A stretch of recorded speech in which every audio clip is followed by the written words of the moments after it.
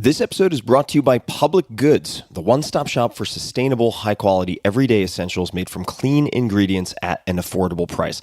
Public Goods is your new everything store, thoughtfully designed for the conscious consumer. They have everything from A to Z. People on my team already used Public Goods before they became a sponsor, and I tested them, and now so do I. One person loves their ramen noodles, for instance, for backpacking, camping, festivals like Burning Man, and so on. Another loves their bamboo toothbrushes and now uses them and many other products.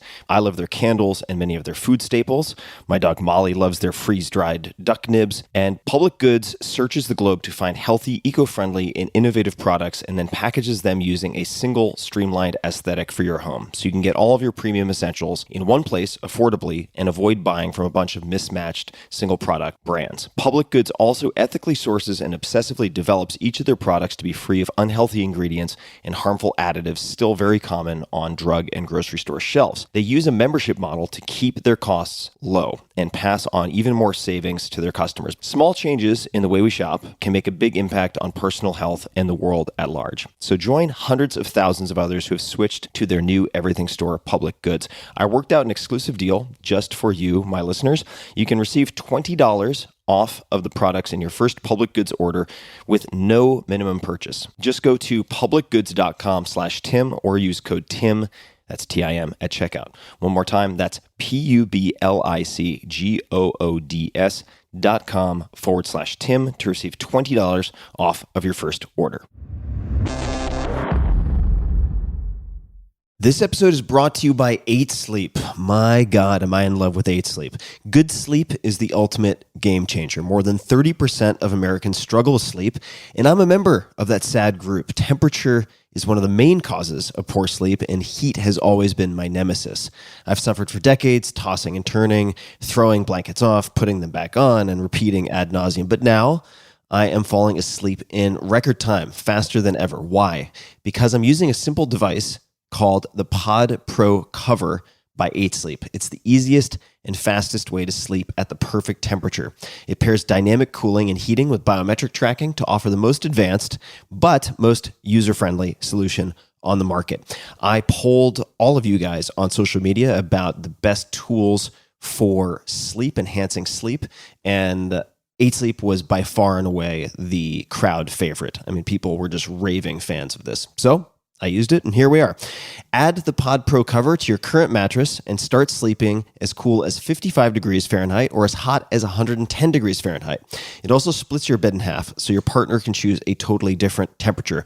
My girlfriend runs hot all the time. She doesn't need cooling. She loves the heat, and we can have our own bespoke temperatures on either side, which is exactly what we're doing. Now, for me, and for many people, the result, 8 Sleep users fall asleep up to 32% faster, reduce sleep interruptions by up to 40%, and get more restful sleep overall. I can personally attest to this because I track it in all sorts of ways. It's the total solution for enhanced recovery, so you can take on the next day feeling refreshed. And now, my dear listeners, that's you guys, you can get $250 off of the Pod Pro cover. That's a lot. Simply go to 8sleep.com/Tim or use code TIM. That's 8, all spelled out, EIGHT, sleep.com/Tim or use coupon code TIM, TIM. 8sleep.com/Tim for $250 off your Pod Pro cover. Optimal minimum. At this altitude, I can run flat out for a half mile before my hands start shaking. Can I ask you a personal question? Now would seem an appropriate time. What if I did the opposite? I'm a cybernetic organism, living tissue over a metal endoskeleton. Tim Ferriss Show. Hey everyone, just a quick note. Sheila sent me a short audio note after our conversation, which I am going to share at the end of this episode with her permission. It has a 60-day challenge / experiment / mission for me and my girlfriend, and all of that will make sense after you listen to the interview. And my hope is that it will also help a lot of you listening to this conversation. So make sure to stick around after the end of the episode to listen to the details of that 60-day challenge. And without further ado, please enjoy. Hello, boys and girls, ladies and germs. This is Tim Ferriss, and welcome to another episode of The Tim Ferriss Show. My guest today is Sheila Heen. That's Sheilaheen. Sheila is a New York Times bestselling author, founder of Triad Consulting Group, and a deputy director of the Harvard Negotiation Project at Harvard Law School, where she has been a member of the faculty for 25 years. Sheila specializes in particularly difficult negotiations where emotions run high and relationships become strained. She often works with executive teams, helping them to resolve conflict, repair professional relationships, and make sound decisions together. I also have a lot of drama in my own life that perhaps we'll end up exploring.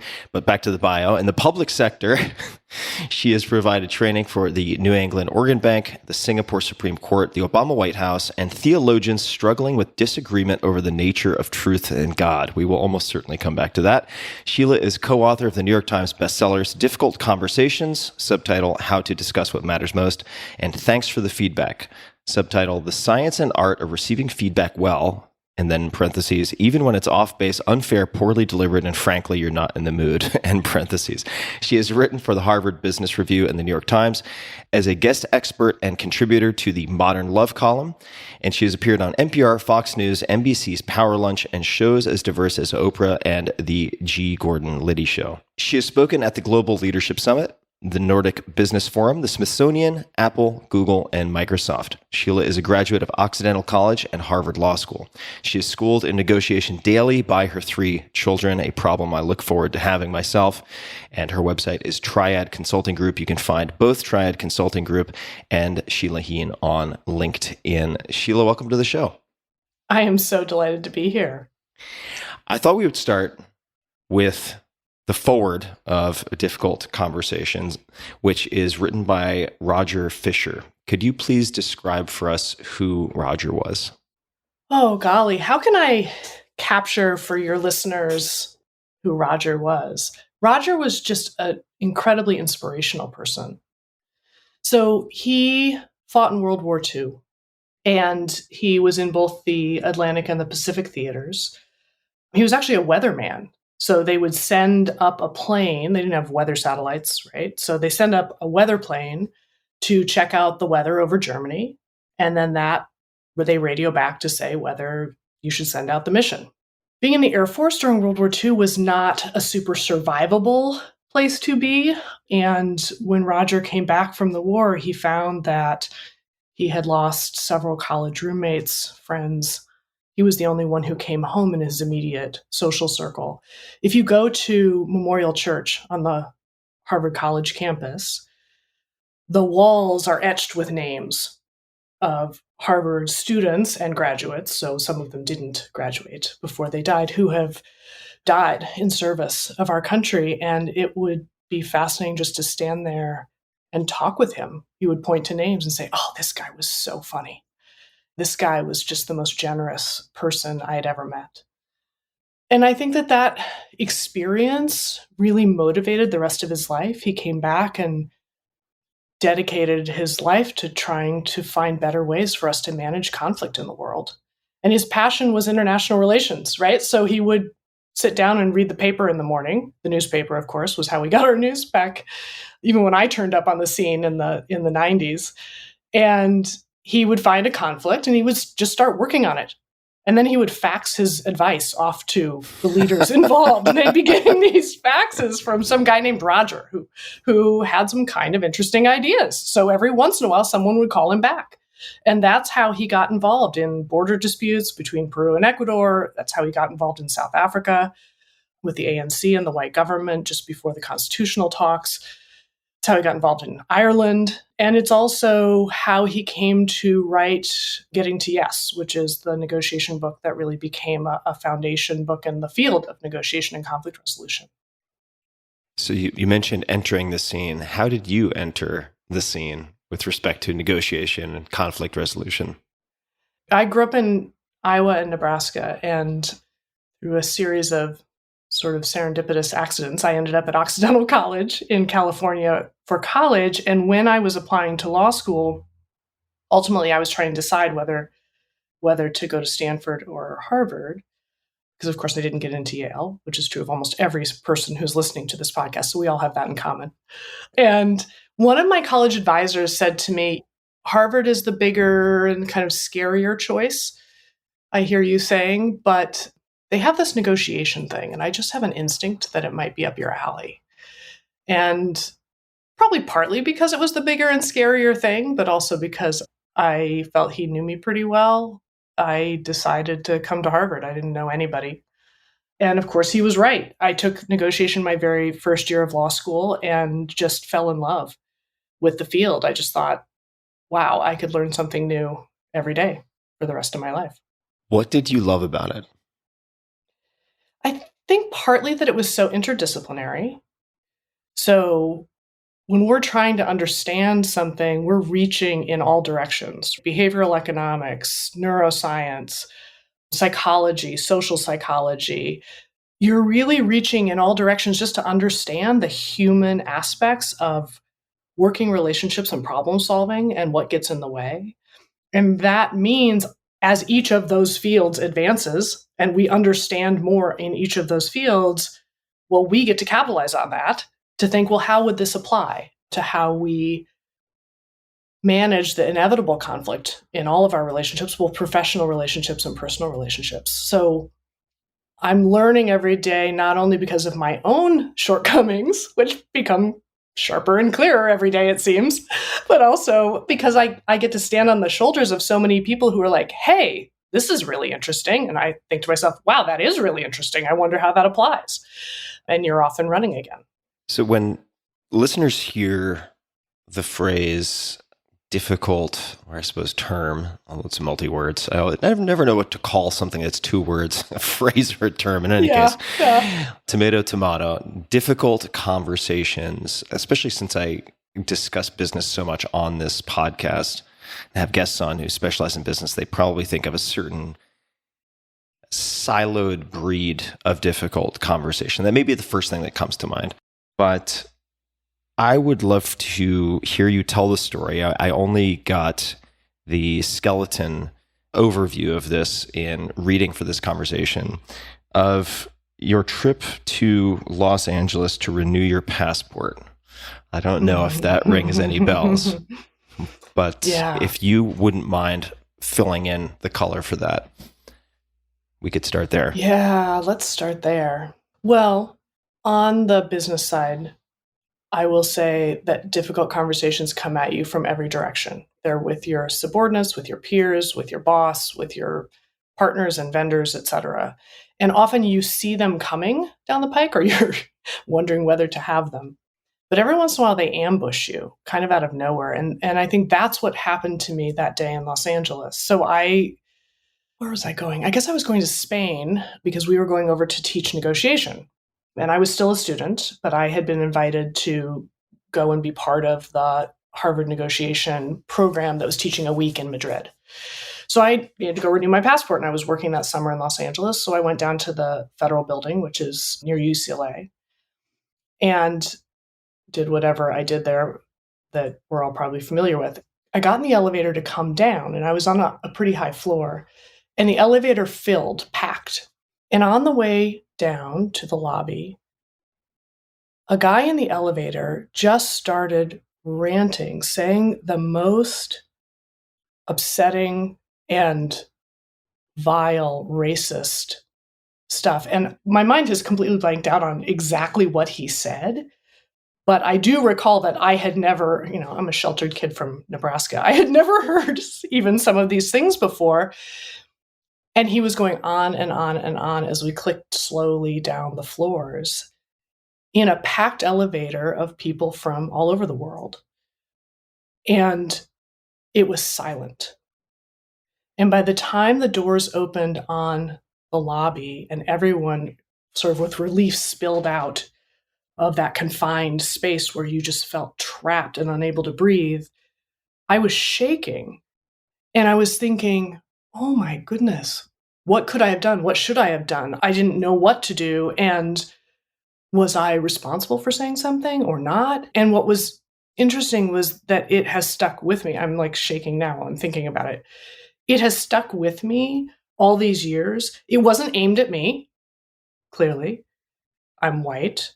And yet it stuck with me so viscerally that I ended up writing my third year paper about it. To graduate from Harvard Law School at that time, you needed to do a pretty big research paper during your third year. And I decided to do it on that interaction just to better understand what was it that was happening? What was I experiencing? What was I noticing? What were my diagnoses for what was going on? Should I have spoken up? Who was I trying to influence or persuade? Or even if I wasn't going to persuade him of anything, was I speaking up on other people's behalf? Or was I just speaking up for myself so that I could come out of that interaction with some sense of self-respect for sticking up for something? And what was I risking in any of those interactions? What would be my purpose and what might be at risk? And I think I really see in that paper a few of the germs of what later became the book Difficult Conversations. Simultaneous to that, unbeknownst to me, I was writing that paper for Bruce Patton, who is a co-author on Getting TS and was supervising the paper. And unbeknownst to me at the time, he and Doug Stone were already themselves working on what were we learning about difficult conversations. So by the time I graduated and they offered me a full-time job to join them at the negotiation project, we were all kind of thinking about and wrestling with some of those same questions. So I want to bring in a third player, so to speak. There are many different types of difficult conversations. And then I'm going to ask about how to tie them together.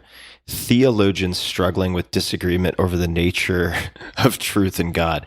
Now, this seems like the type of disagreement that could go on and maybe in fact has gone on for thousands and thousands and thousands of years. So it would seem also that there are clearly difficult conversations where not only is it incredibly hard to get to a right answer or a resolution, there may not even in fact be a right answer, so to speak. Now that could be very different from resolution. Maybe there is a resolution, just no right answer.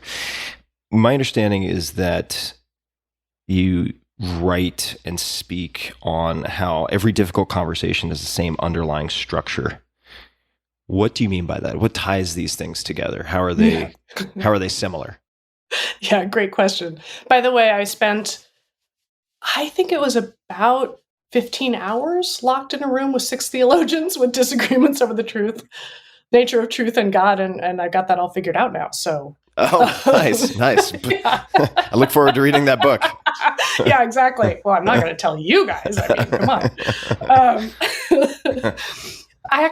I should pause there because there's one of the theologians, Dominic, said something so profound in the course of that conversation that it stuck with me all these years. Part of what emerged from the conversation was, if we're made in the image of God, what does that mean for each of us? What do we each think that means? And one of the things that came out was the idea that if our souls are partly the nature of God, maybe it's that we have 1,000-watt souls, but as human beings, we only have 40-watt bulbs that we're able to plug into that. So we understand and show so little of the light that is possible there. And that image really has stayed with me, that maybe part of the journey of getting better at difficult conversations and getting better at understanding humanity and our relationships with each other and our own limitations in understanding each other. And I think that learning happens between us, that the way that you learn about yourself, the way you might learn about God or the universe or the nature of life is in that space between you and me. And that's where the struggle often is. But you asked a more analytical question, which I will also respond to. I'm happy to go way far into the ether with the other types of questions, but we can also just get a toehold with the analytical if we want to start there. And that's been one of the things that's been really fun about this field, is that it is both incredibly rigorously analytical, and it has to do with who we are and what we think the meaning of life is, and the emotions that we carry into all of our conversations and relationships, whether we're aware of them or not. So when we first started working on the book, Bruce and Doug and I, that became Difficult Conversations, the working title was actually The 10 Hardest Things to Say and How to Say Them. Yeah. Because we figured, I don't know, there's probably like 8 or 10 or 12 different types of difficult conversations. And a conversation with your boss would be different than a conversation with your partner or your spouse. And that'd be different than a conversation with your teenager, which is probably a volume unto itself. And so we'll just figure out what those different types of conversations are. That implies conversations with your teenager. Well, yeah, fair enough. That is fair enough. Or conversations where, they're listening to anything you say. It's a one-sided conversation. We figure, we'll just figure out what those different types of conversations are, and we'll have a chapter about each. And this is great because people buy books with titles like that. And so this is a fabulous plan. We quickly ran into a little bit of trouble because we realized that we were wrong. That actually it didn't matter who you are talking to, and it doesn't matter what you're talking about. The same kinds of things show up in our internal voice in any difficult conversation, meaning the internal voice is what we're thinking and feeling, but may not be saying to each other. And those fall into 3 categories. So the first is that we're each thinking about what's happening, what has happened, what is happening right now, and what should happen. So this is sort of the story we tell about the facts, quote unquote facts, because it's really an interpretation. And that includes what I'm right about, who's right, but usually what I'm right about, whose fault it is that we're having this problem, and also what your intentions or motivations or character are. Like, why are you being so impossible? Why are you being so stupid or difficult? Those are the 3 pieces of the story that I'm telling about you. But by the way, you're telling the same story about me. Well, a different story with the same elements. You're focused on what you're right about and whose fault it is, which is clearly yours. No, you think it's mine. And why the other person's acting this way. So that's one level of the conversation, but there are 2 more things going on beneath the surface. A second is, by the time something becomes a difficult conversation, we're each usually struggling with a whole host of feelings of frustration, betrayal, confusion, guilt, shame, anxiety. And what do we do with those feelings? Often we don't address them directly. They simply infuse the conversation. They're the energy that drives the conversation, and feelings get translated into blame and arguments and accusations. And if we don't talk about them, often we're not getting to the heart of what's going on. Even in business, by the time something becomes a difficult conversation, typically we've got at least 2 problems. One is the surface problem. Is this timeline realistic? We're arguing about that. Is this the right strategy going forward? Who's right about that? But there's a second problem beneath that, which is how we each feel treated by the other, which is that I've been telling you that these timelines aren't realistic forever, and yet you keep blaming me for missing them because you're just not willing to listen. And if we don't address how we each feel treated, we might resolve the surface problem, but that deeper problem is going to turn up in a different form next week or next month. So you've got the what happened conversation, we call it in the book. The second is the feelings conversation. And then at the deepest level is what we call the identity conversation.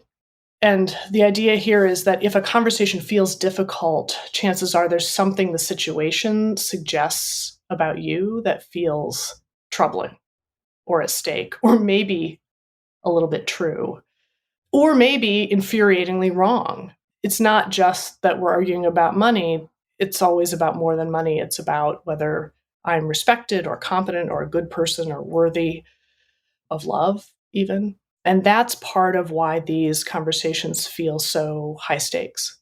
So the identity component, there's the what happened component, there's the feelings conversation, as you mentioned, then the identity is how it affects how we view ourselves, how others view us, or how we view others.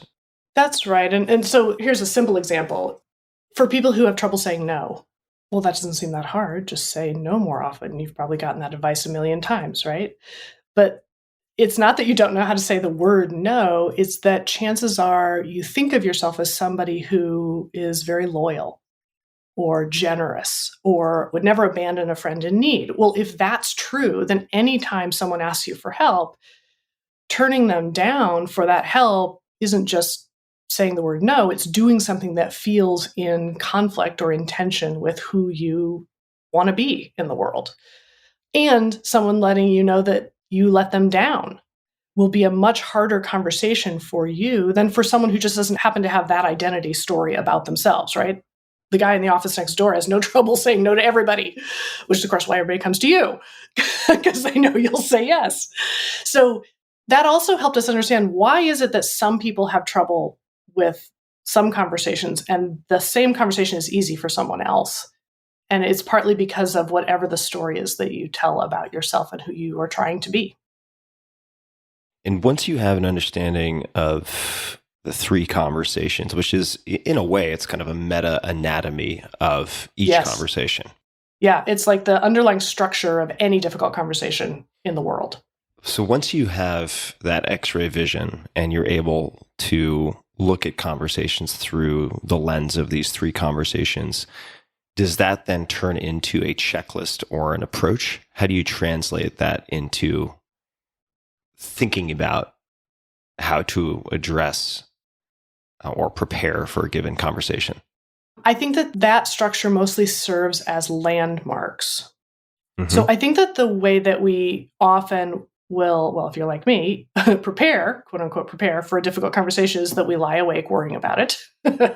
And maybe we turn on the light and jot down a few talking points. And then we think about how they're going to react. And then we think about our rebuttals to their reactions.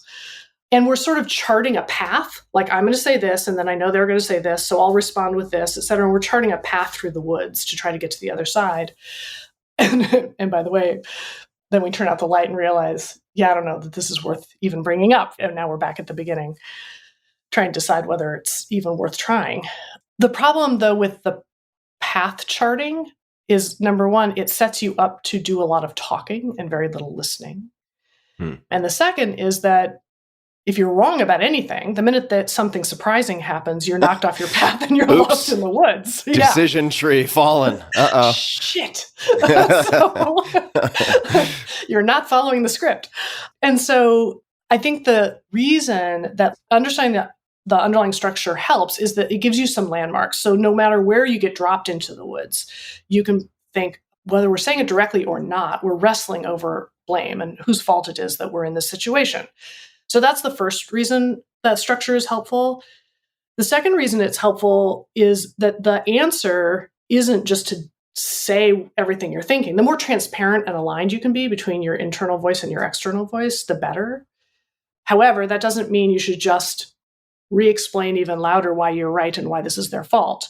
You don't just dump that sort of toxic internal voice into the conversation. That's not going to help. Instead, the first negotiation is really a negotiation with yourself. To move from being focused on what I'm right about and you're wrong about, to getting curious about why we see this so differently. So I don't have to pretend I don't think I'm right. I still think I'm right. But given how obvious it is that I'm right, what the hell is going on with you that you don't see it? That's really interesting. If I can get curious about that, then it actually shifts my purpose in the conversation. And the purpose of the conversation isn't to hit you over the head with how right I am. It's instead to understand why you see it so differently and why we see it so differently. So I need to show my part too. Could you offer some sample language or tell a story? Either one is fine. Could be hypothetical, or just provide some language for getting curious, because there's a spectrum of options to choose from, some of which might be passive aggressive, some might just be aggressive. And with the understanding that you're not invalidating your conclusion, you're just hitting suspend on voicing that conviction that you have of being right and getting curious. What might it sound like to get curious? So one of the things that we work on in our negotiation course at Harvard is separating empathy and assertion and being high on both in any given conversation. So you both want to be high empathy and curious, and you want to have skilled and clear assertion. Like, here's how I see it. Let me see if I can explain it in a way that is clear, even to myself, as I pull apart why I see it the way I do. The mistake that we make, and this is, I think, a little bit of what you're alluding to, is that sometimes we conflate those two. So I'll think to myself, I know I'm supposed to ask a question, so I'll phrase this as a question. Why would you think that? Which which isn't really a question. Why would you think that is? Like, that's the dumbest thing I've ever heard, with a question mark at the end. So what happens is we ask quote unquote questions that are really disguised assertions, thinly disguised assertions. And you're much better off just saying, gosh, that seems crazy, but what do you see that tells you that that's true? And just naming that I actually don't agree or I can't imagine that pulls apart the assertion and just says it clearly. And then I can ask a genuine question, which is, but gosh, I mean, most of the time you're a pretty smart guy, so why would you help me understand that? And then my curiosity becomes more pure, more clean, actually. And so passive aggressiveness is actually unspoken feelings, frustrations, or assertions that then leak through us pretending to be curious. So if everyone's reasonably dysregulated, let's just imagine. Just imagine a world. Yes. Let's just imagine a world in which, this calm surface that we all maintain at all times sometimes falters, and two people are getting heated. Maybe it's the second or third time that they've had the same disagreement or argument. What can someone say to sort of downregulate that and get to curiosity? And you already gave perhaps a few examples, but any other thoughts on how to language that? My guess is that you're familiar with the research by John Gottman up in Seattle. I have some familiarity, but please provide an overview. Well, an overview, just a connection to the question that you just asked. So he invites married couples into his lab, and he invites them to talk about an issue that's stressful between them, to have a difficult conversation, essentially. Hooks them up to heart monitors and videotapes and all of that. And then, he says that he can watch for 5 minutes and predict with their different numbers based on his different studies, but 92% accuracy, whether they'll divorce within 3 or 5 years. Part of the reason I name this is that for me, it really says it's not just that we have difficult conversations in our most important relationships. Those conversations are the relationship. That if we find a way to have them productively or constructively, then the relationship will thrive, whether it's a personal or a professional relationship, and or it's where we start to disengage because you just don't get it and you won't listen. And the relationship starts to fray. So what Gottman is listening for are what are the indicators, right, that he's listening for that tell him which direction it's going to go. And one of them is that as a conversation gets heated and starts to escalate, one of the spouses will often make a joke. But the purpose of the joke is that it's a invitation to step outside this argument and to see it for what it is, to see what's happening, which is that this is the conversation we usually have and how it usually goes. And so often it's a little bit of an inside joke, but humor, by the way, I listened to your conversation with Anne Lamott, who I absolutely adore. She's a treasure. She is a treasure. And what does she call it? Laughter is carbonated Holiness. Holiness, yeah. So laughter also in the brain just gives us a little bit of instant perspective, that we suddenly see the absurdity of our own behavior in many cases. And so it's an invitation to just name what's happening. It's like a meta move. So for instance, with my husband, who also teaches negotiation, by the way, so love to be a fly on the wall for some of those. Yeah, you can imagine. So we fight about how we fight. That's the fight we usually have. It's like my friends' kids. My friends are therapists, and their kids are like, "Stop therapizing me! Stop therapizing me!" Exactly. So we're like, "Yeah, you're not listening."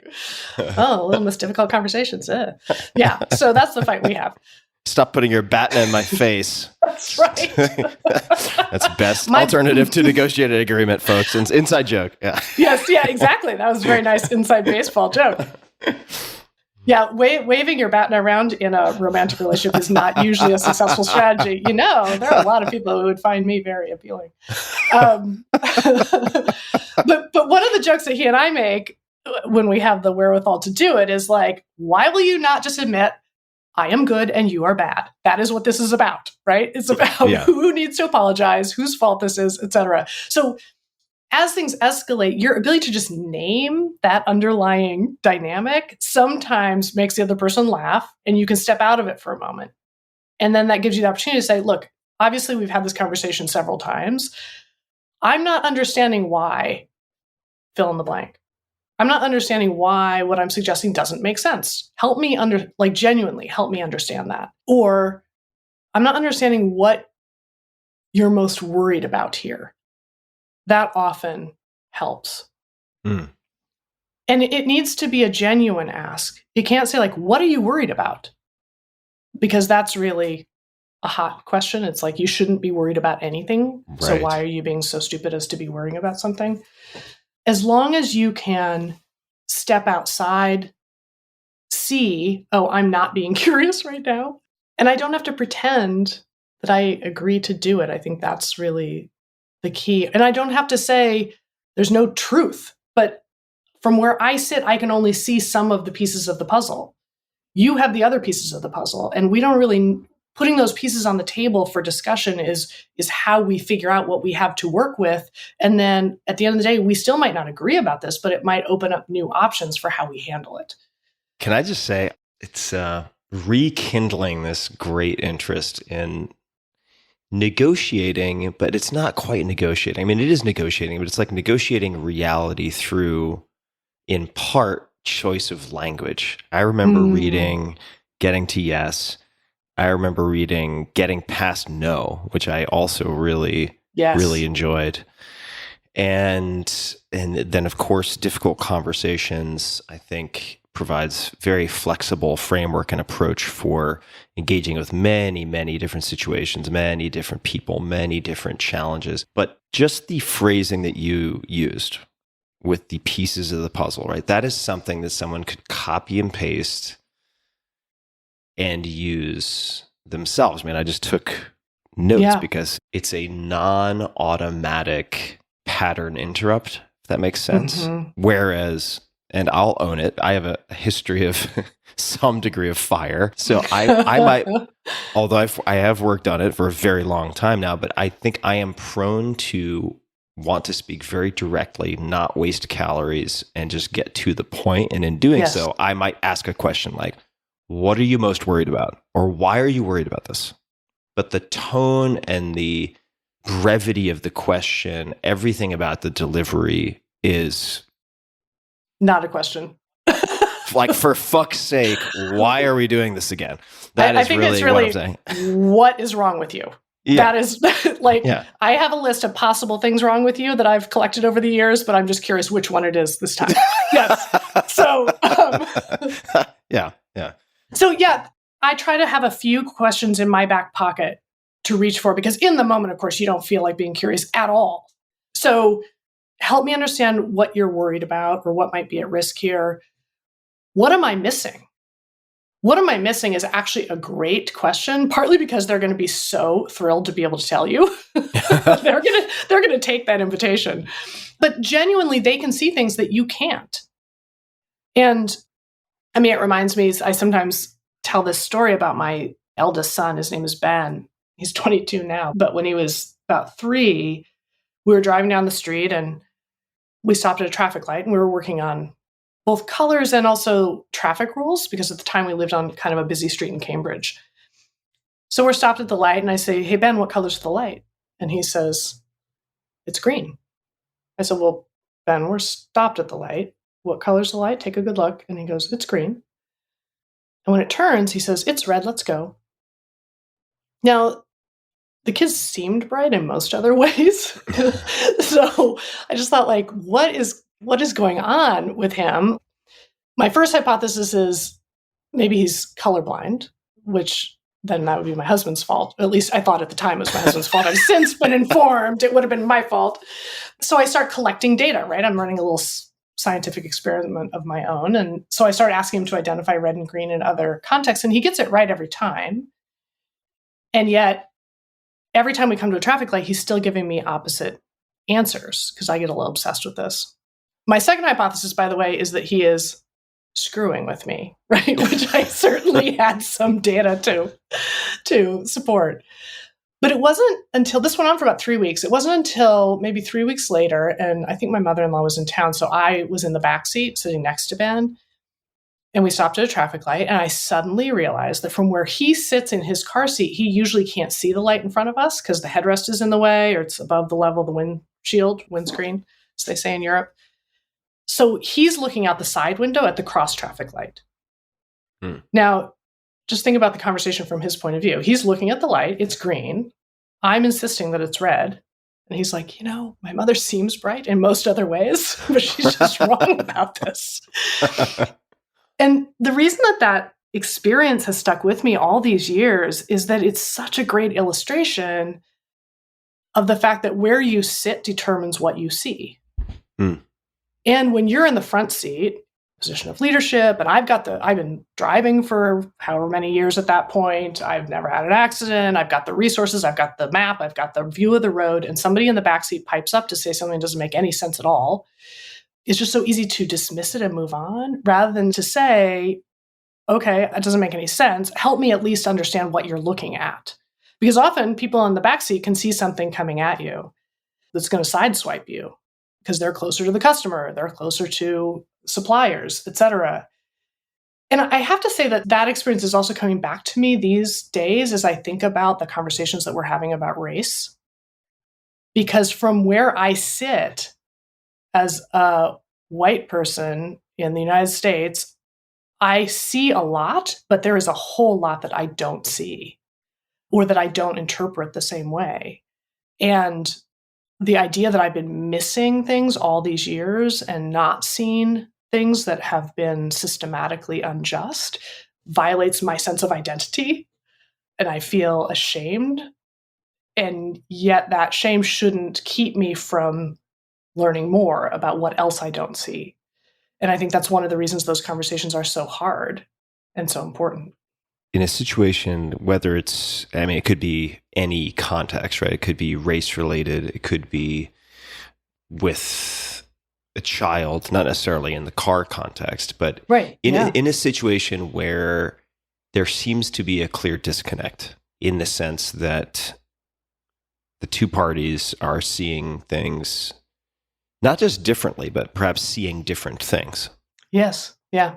Are there other tools or suggestions for how to sort of open the aperture so that both sides get a better understanding of what they are seeing completely or incompletely? Yeah, in chapter 2, we talk about a tool that actually comes from colleagues of ours at the business school, at Harvard Business School, and MIT. Don Shern and Chris Argyris created something called the ladder of inference. And it just maps the way that our brains take in and process information. So at the bottom of the ladder is sort of all the data, all of the things we can directly experience. And so when I was telling the story about Ben, it's partly that he has information I don't have. It is actually available to me technically. It's just that I wouldn't tend to look there. So at the bottom of the ladder is what's available to me and what's available to others.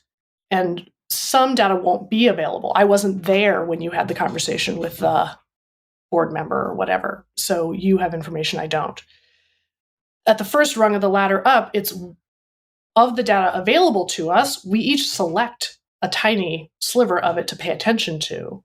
And so we might be in the same meeting, but I'm listening for the things that affect me and are going to ruin my weekend.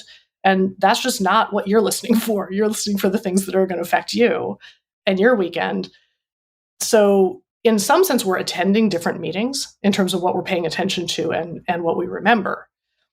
And then one more rung up after data selection is interpretation. What do we make of it? How big a deal is it? Based on our past experiences, which probably are different, what does this represent or what do we predict about it? So we're reasoning and interpreting about it, and then we come to conclusions. And then when we get into a difficult conversation, we tend to trade conclusions. That was a great meeting versus that was a total waste of time. This is a good idea. That seems like a good idea, but we've tried it before and it's never going to work. So part of the reason that curiosity and understanding why we see it differently helps is that it helps us to unpack the lower rungs of the ladder to understand where we diverge? Was it that we each noticed the same thing, but we have different predictions about how that's going to go in the future or how big a deal it is and whether it's important enough that we have to address it right now? Those are interpretations. So part of what I'm listening for in a difficult conversation is I'm just trying to understand, what do you see and how do you interpret it? We each have implicit rules about how the world is supposed to work. Do we have different implicit rules here? It helps me to put those pieces, puzzle pieces on the table and try to fit them together, understanding that some of them just won't fit, and that's okay. That's okay, but now I understand what you make of it. Just a quick thanks to one of our sponsors, and we'll be right back to the show. This episode is brought to you by LinkedIn Jobs. It's summer of 2021, and with all the rapid changes we've seen since last year, small business owners are busier than ever. Time spent searching for and interviewing the wrong candidates for job opening could be time better spent growing a business, growing your business. That's why LinkedIn Jobs has made it even easier and faster to reach candidates worth interviewing. Create a job post for free in minutes on LinkedIn Jobs to reach your network and well beyond to the world's largest professional network of more than 750 million people. That's a lot of people. Focus on candidates with the skills and experience you need. Use screening questions to get your role in front of only the most qualified people. Then use the simple tools on LinkedIn Jobs to quickly filter and prioritize who you'd like to interview and then hire.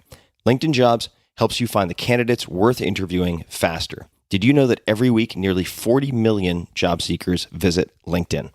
Post your job for free at linkedin.com/Tim. That's linkedin.com/Tim to post your job for free. Terms and conditions apply. I don't know if this is an opportune time. I suppose it's not an inopportune time to ask you what is meant by a statement against interest. Statement against interest. Yeah. What is that? And how does one potentially use it?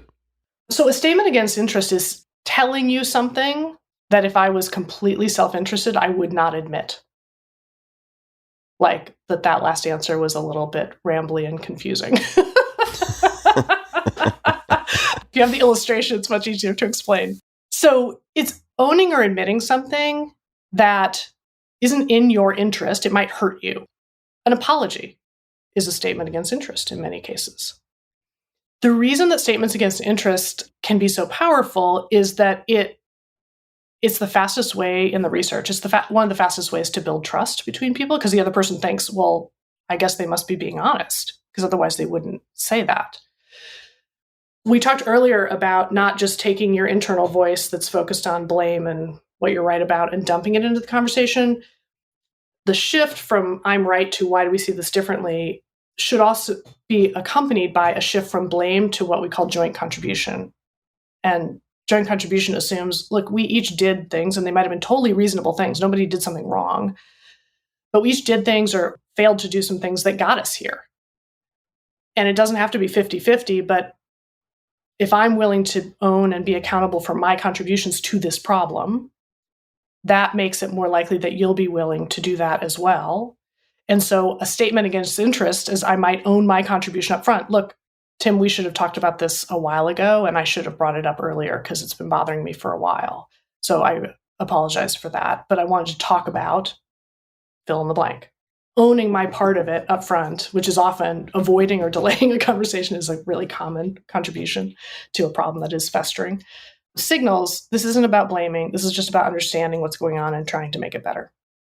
Are there other examples you might be able to share, in doing homework for this conversation? You mentioned apologies. I mean, certainly there are good and bad apologies, or yes, helpful and unhelpful apologies. And I actually might want to come back to that. This is something I'm very much trying to get better at. I don't think I'm the worst in the world, but I'm definitely not winning any gold medals at the moment in that department. Can we dig into that? Yeah, sure. Now you're sorry you brought it up, aren't you?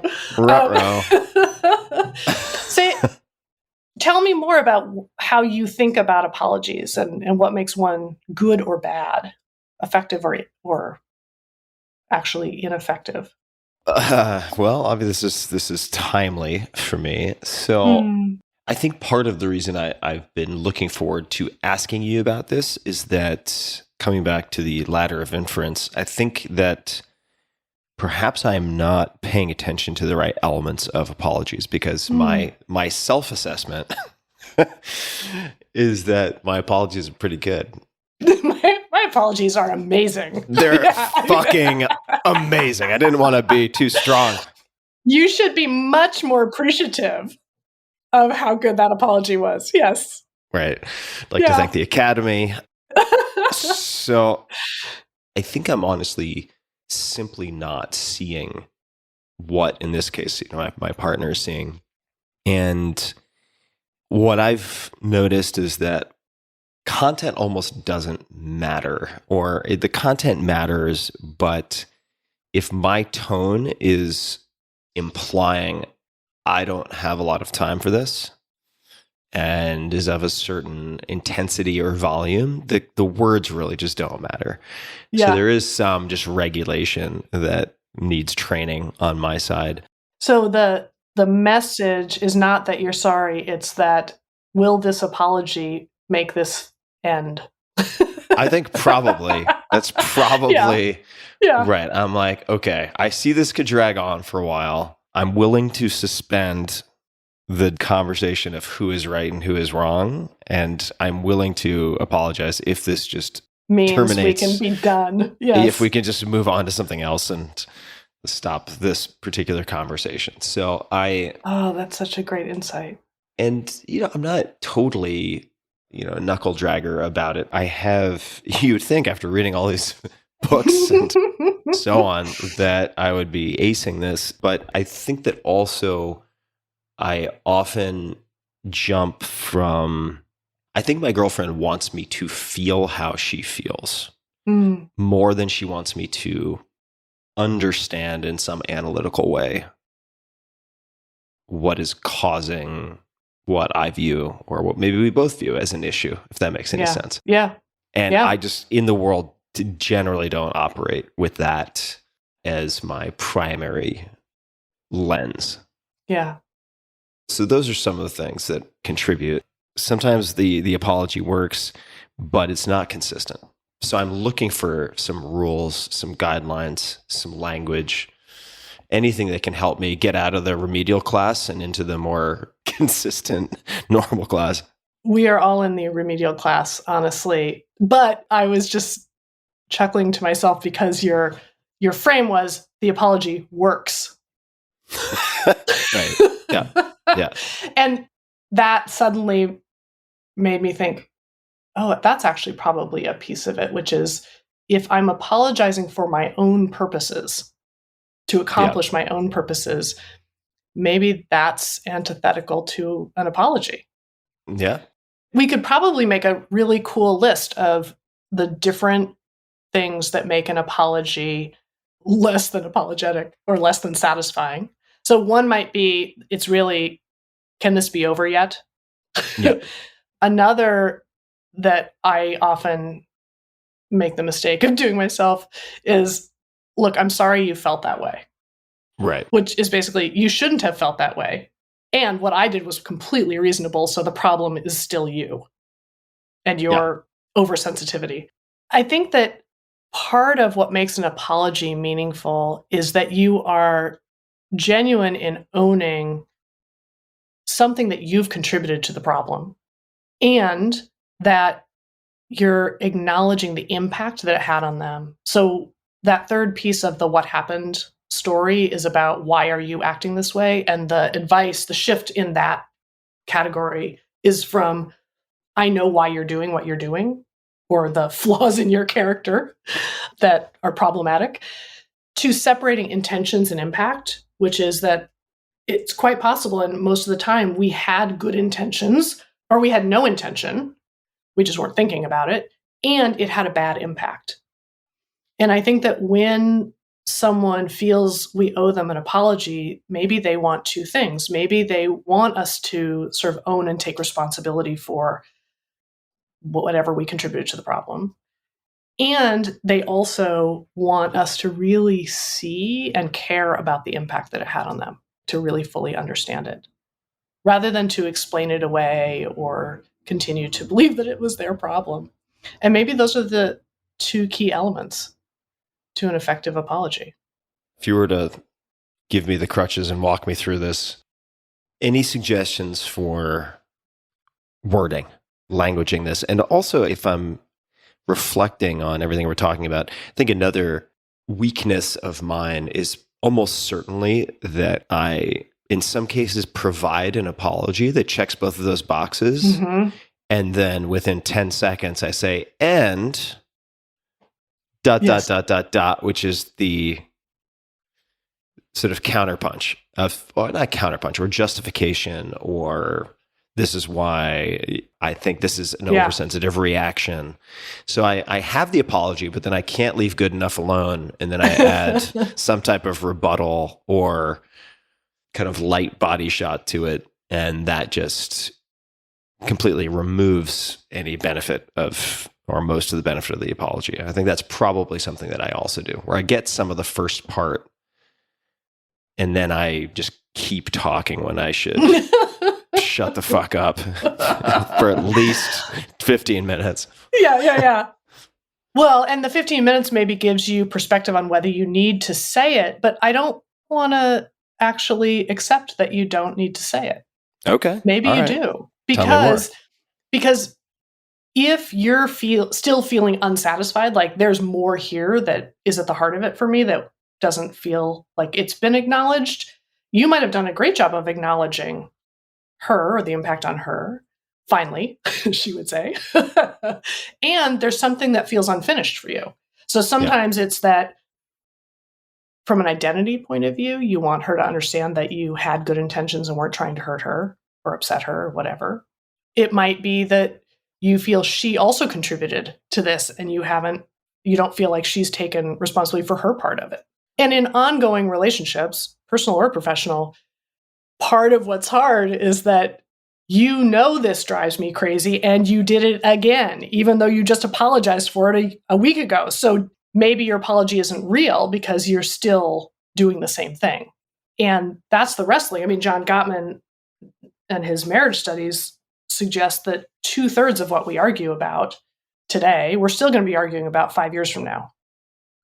And for those of us who have been in really long, we were arguing about them 5 years ago and 10 years ago. So it's more about the ways in which we're different and how we manage that. And so if you're feeling like, I got to add something, it may be that you feel one of those two things. Either the impact on you isn't acknowledged, maybe three things. The impact on you doesn't feel like it's acknowledged. You don't feel like she's owning her part, her contribution to the problem. And or you just want to know that she knows that you had good intentions, that you weren't trying to be a jerk, because that would be against sort of the story you tell about who you want to be in the world and in the relationship. I don't know. What do you think about all of that? I think those are all pieces of it. And I'll give you a little bit more of the script. Right? Okay, so awesome. If you were like, Tim, give me your script for a very uncomfortable evening right before bed. Like, what's the perfect recipe?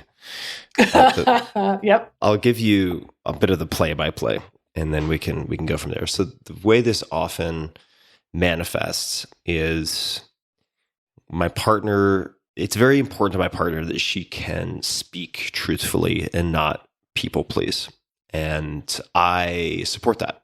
I think that's very important.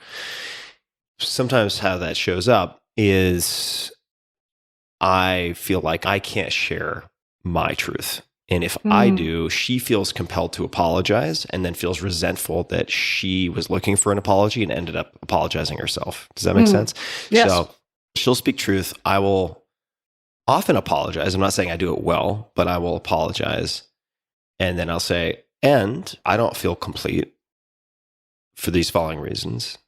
And if you have the right to share your truth, I feel also that I should have the same right. Here's my truth. And then she feels the need to apologize for that. And that sits very poorly because she's like, well, wait a second. I was feeling X. I came to you. I just wanted a clean resolution or some demonstration that you're curious and interested in my experience, and then possibly an apology. Now I ended up apologizing. And then just to complete this nightmare fairy tale. It's not a nightmare. I'm being dramatic. But then I will say, I don't need, nor am I asking for an apology. Right? So like, that's not on me. This may or may not have happened recently, so it's very fresh in the mind. Yes. So wait. Rather than telling us about it, would you be willing to play both roles? Say what she says. I can try. Say what she says, and then switch roles and say what you say back, because this will give us the rhythm of it even better than the analysis. So how does it start? She's actually very diplomatic and has, generally speaking, incredible emotional regulation. So she will, when it goes well or when it goes better, I would say she will ask something like, could we set a time to talk for a little bit? And then we set a time. Okay, so hold on. When she says, I'll be her, can we set a time to talk? And I'll say, and then sure. What do you, right? You say, sure. What are you thinking to yourself and feeling? Oh shit! Here we go again. Like, yeah, exactly. Good. Right. But that's okay. But that's fair enough. Okay. No, I'm not saying that that's bad. Yeah. It's just that, yes, of course, and then you're already worried about it is part of what we're exploring. So keep going. I mean, I think I'm avoidant in that way. Mm-hmm. Or I'm just like, God, life is busy enough. Like, I don't want to deal with this right now. But I'll set a time, or we will set a time. We'll figure out a time. And in those cases, when I know there's an end time, also, this is very important for me. And I know I'm still on the analytical side, but if a conversation erupts spontaneously, and I'm like, this could go for 3 hours if this doesn't end. This could go indefinitely. I get very agitated. Or I could just to own it. I make myself very agitated just to own the state. Okay. If it comes up spontaneously, then I'm already kind of looking for the exits. Okay. Mm-hmm. And then she'll very often say something like, when X, Y, and Z happened, I make up the following story. I'm not saying it's true. I'm not saying you're wrong, but the story I make up, she's very good about this, which really removes a lot of the defensiveness, from me at least.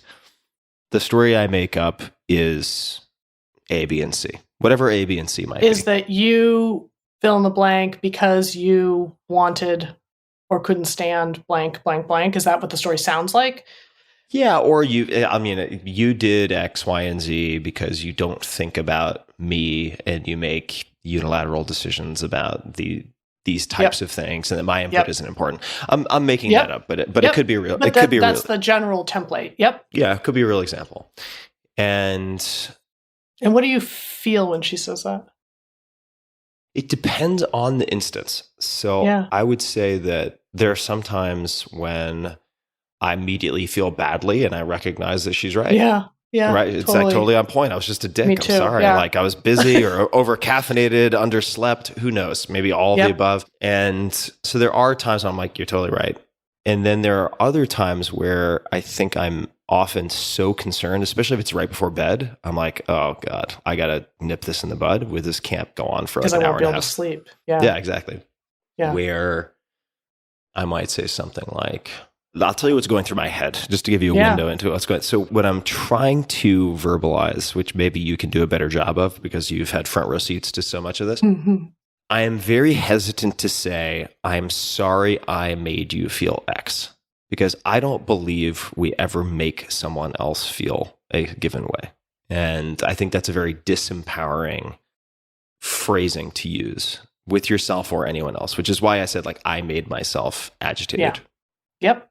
Because there are people, friends of mine, for instance, like my friend Matt Mullenweg, he's like the Buddha sitting on a lotus flower in the middle of a hailstorm at any given time. Like he's so calm. I don't think he would respond the way that I did. So I want to own that there were probably choices and maybe some genetics, but involved. I don't want to say, I'm sorry for making you feel X. So usually I'll say something like, I'm sorry if I wasn't choosing my words carefully enough and I said something in a way that came off as A, B, or C. And I'll say something like that. And if I just stopped there, it would probably be fine. Yeah. But you can't quite leave well enough alone because what feels unfinished? Well, what feels unfinished is I generally operate in a world with people who have very high degree of toughness and resilience and grit. And I'm not saying she doesn't have those things. She does, but the people I spend a lot of time with are most of my closest friends are very thick skin. And so I don't feel like I have to be delicate around them or walk on eggshells. And I resent when I have to do that because it turns like a 20-second conversation into a 20-minute conversation. And fatigue is something that I have grappled with my whole life, like extreme chronic fatigue. And I think it could have something to do with having had Lyme disease twice, growing up on Long Island and, East Coast, how that works. But who knows? I have no idea what the reasons are, but I'm very sensitive to that. So I'll say something like that. And then I'll very often ask something like, is there more? Right? Which is from Harville and Helen Hendricks, Imago work and so on. You can see we've done a fair number of workshops and read a fair number of books. So I'll say, is there more? And we'll do that for a bit. And then I will usually feel tension in my body because I feel like the exchange is completely one-sided and I have my own perspective on what happened and maybe why it was reasonable, maybe why, in fact, it was really generous and charitable and super light touch. Like, actually, you should have heard what I wanted to say. Yeah, right. Right. If you thought what I said was harsh, it was much less harsh than what I wanted to say.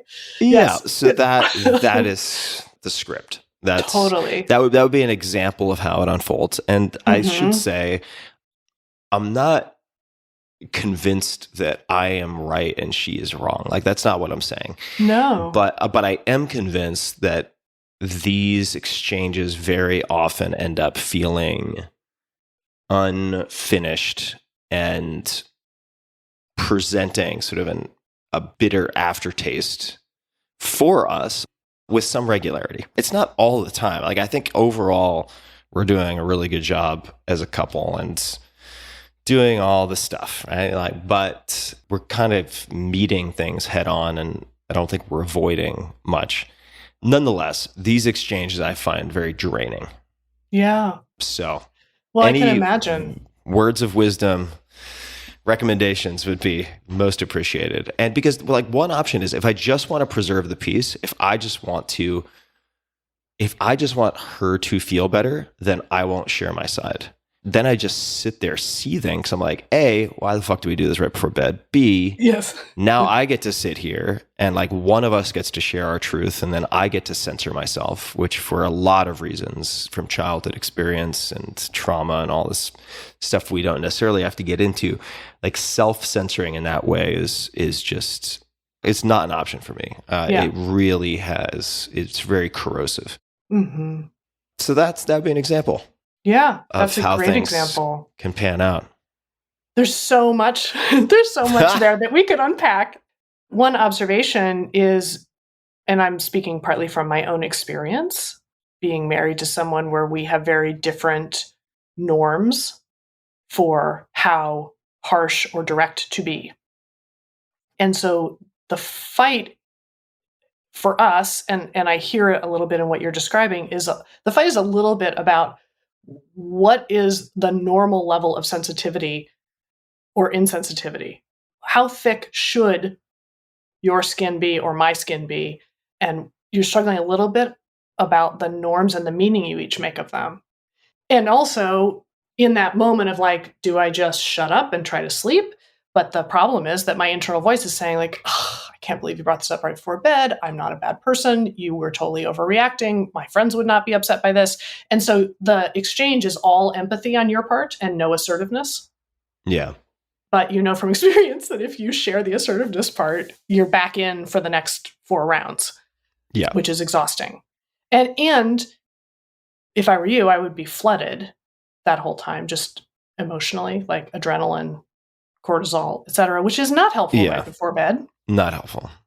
And is hard. So you're you're looking for the exits is totally understandable, particularly given your childhood experience, to just find a way out that feels safer in terms of how you feel. And analytically, you're not unsafe, but emotionally, it's all there. Actually, who I adore, she and I had a really interesting conversation last year about growing up in households where there is yelling, criticism, etc., being really hard. And also, we were talking about the fact that getting yelled at doesn't tend to faze her. Right. So she has the tolerance to stay in a situation for quite a while because she loves and adores her dad, but he was tough. He was harsh. And the meaning she makes of it is like, oh, well, I can survive this. This is okay. I don't feel unrespected or unloved in the personal context here. And I can put up with it because I have experience getting to the other side of it in exchanges with him. And that has grown her a thicker skin. And I don't know if that feels true for you also, which, given what you've endured, I don't have time to get upset by smaller things. Yeah, I think with athletic coaching and just general feedback, not so much from my parents, but with most of the training that I've done, like I actually not just tolerate, but do really well with firm coaching. Not abusive, but like I like direct because it's fast. Yeah. And I'm sure I also like positive reinforcement more than I might recognize, but it's never been soft and positive has never been my default, both in receiving feedback. So the meaning that you each make of a tough, harsh, curt, whatever exchange is really, really different. Yeah. And this is true, by the way. It's true with my husband, who years ago when we were first married, my youngest sister, lived with us for 6 or 7 months. And when she would leave a dish out, he would grab the dish and go to the bottom of the stairs. It was 3 floors. So like a tall condo. And he would yell at the stairs, "Hey, stink bug." That's what he called my sister, Stacy. "Stink bug, get down here and take care of your damn dish." And like, that was so not my reaction. My reaction is pick up the dish, feel resentful, put it in the dishwasher, and seethe. Right. So, because in my household, there wasn't a lot of open conflict. My parents would think for a long time before they would come, and then we would have a conversation. And I might get spanked, by the way. My grandmother gave my mother a Board of Education paddle. So, but it would never be done in anger. It would be done as a very deliberate choice to teach you something. And so there wasn't a lot of open conflict or harshness. My husband grew up just in a very different household where there was yelling and sometimes harshness. And so, like you and your girlfriend, we make very different meaning out of those two things. Yeah. So where do you go from there? Well, so maybe I'll make an observation about her startup and then an observation, maybe an option for your decision point. So her startup is so skilled. Like, this is the story I make up. Yeah, she's very good at it. Yeah. Really good at it. And with that, she's buying space to dump her internal voice into the conversation. She's saying why you're doing what you're doing, it sounds like, as part of it usually. You don't care. You made unilateral decisions because you don't think about me. Right. I might suggest that if she focused more on the impact on her rather than why you were doing what you were doing, even though she says this is a story makeup, this is a story makeup about why you're a horrible person.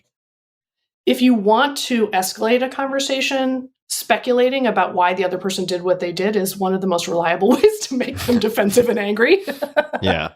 Right. So she's doing a good job of caveating it to say, like, I know that I'm just making this up. And at the same time, hearing it can't be easy.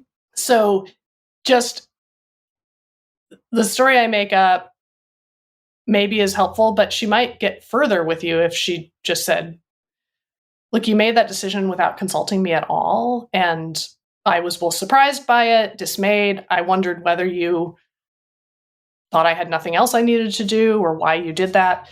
Especially since you know that bothers me.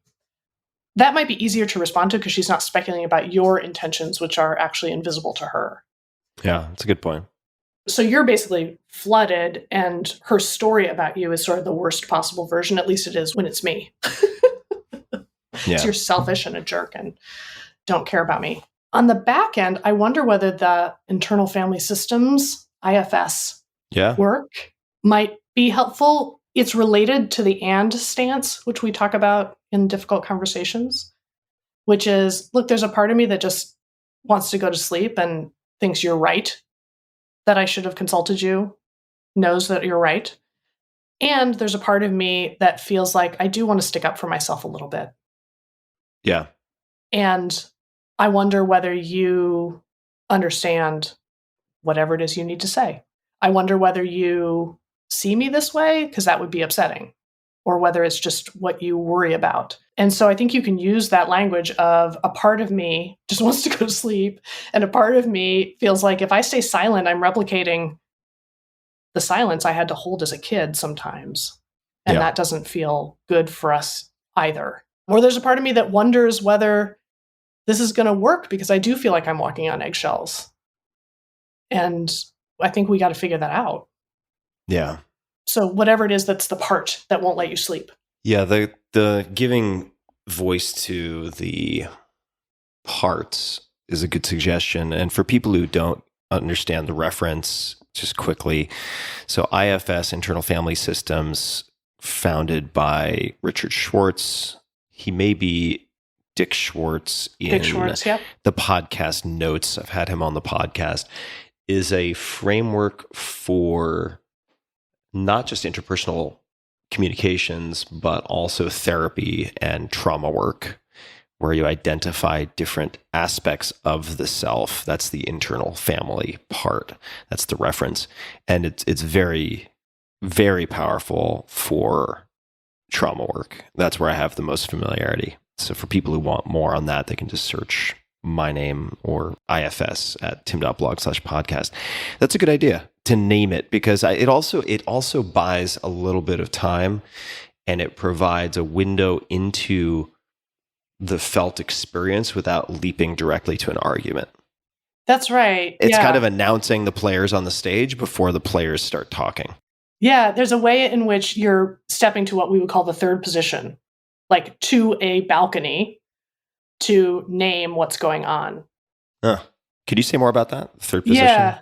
So we talk about really skilled communicators and negotiators developing first position skills, second position skills, and third position skills. So first position skills are, how self-aware are you of what's going on for you, what meaning you're making of things, different emotions you're bringing to the table or identity issues, etc.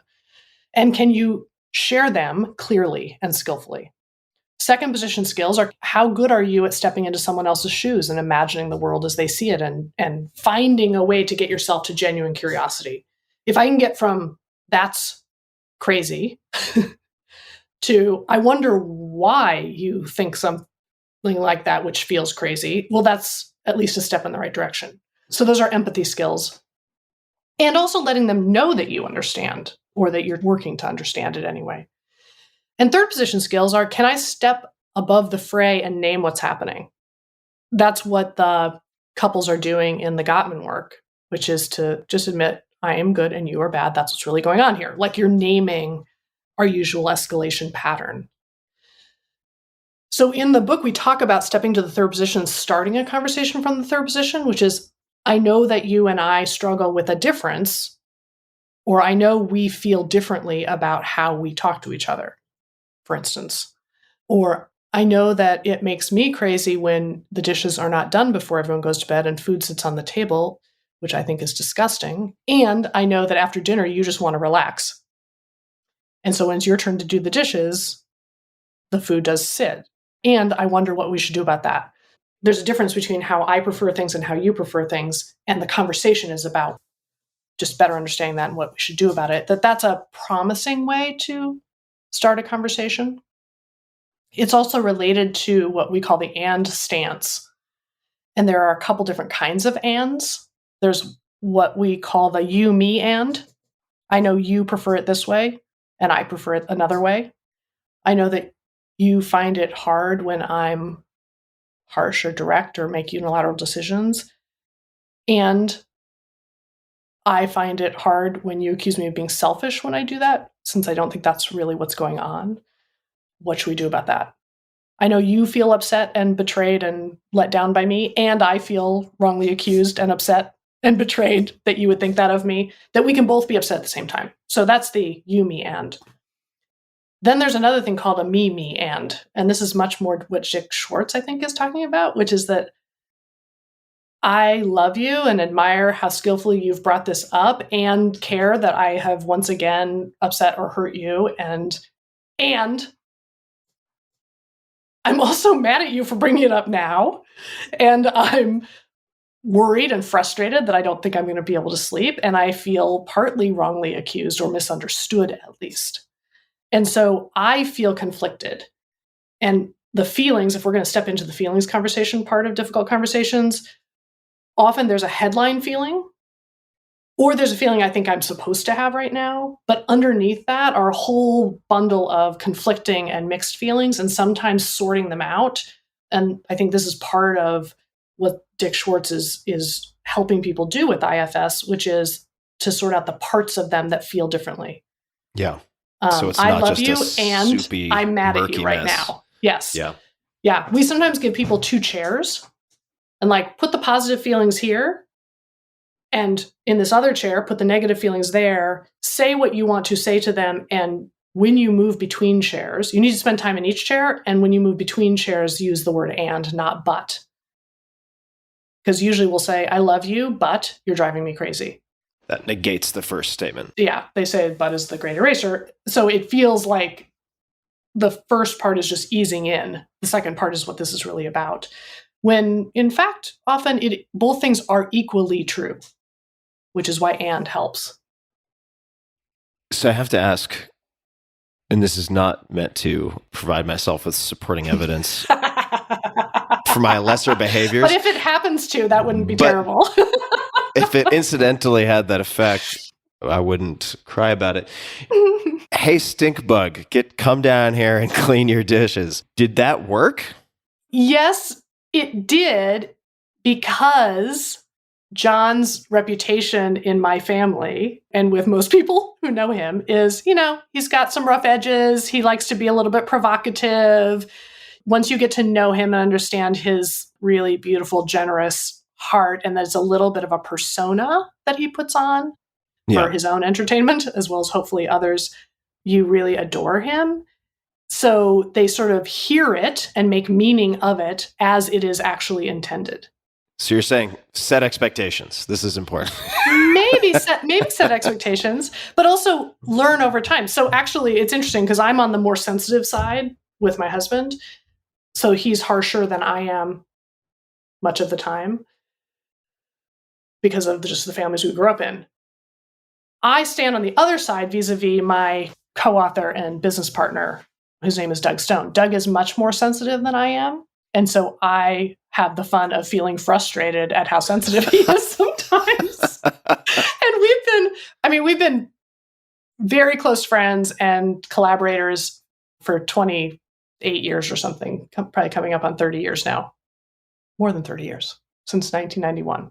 30 years. So every once in a while, we'll have an argument or really be frustrated, genuinely frustrated with each other. And what he says happens when that happens is that he basically goes home and thinks like, well, it was a great friendship, but I guess it's over. Like, I'm going to erase you from my favorites, my speed dial favorites.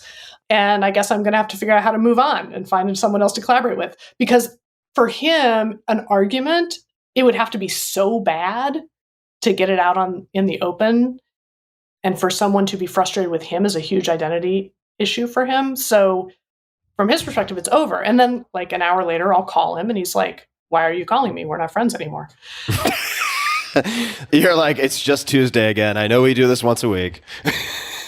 I mean, it actually is relatively rare, but I'm still thinking like, what are you talking about? Like, of course we're frustrated with each other. That's normal. And we'll figure it out. I probably am not really seeing what you're trying to tell me or why this makes sense. So the meaning I make of it is like, good friends can talk it through. And the meaning he makes it of it is good friends don't have fights. So what do you say? And you've known each other for so long. Maybe you skip the formalities, but what do you say after one of these flare-ups? What would your best self say? My best self wouldn't have called an hour later. I would have waited a little longer so that I could see my part of it. My best self, when she shows up, does tend to start with what I think I've contributed to the problem. And how do you introduce that? Which is often that when I get frustrated, the place I tend to go is bossy, dictatorial. We don't have time for this. This is what we're going to do.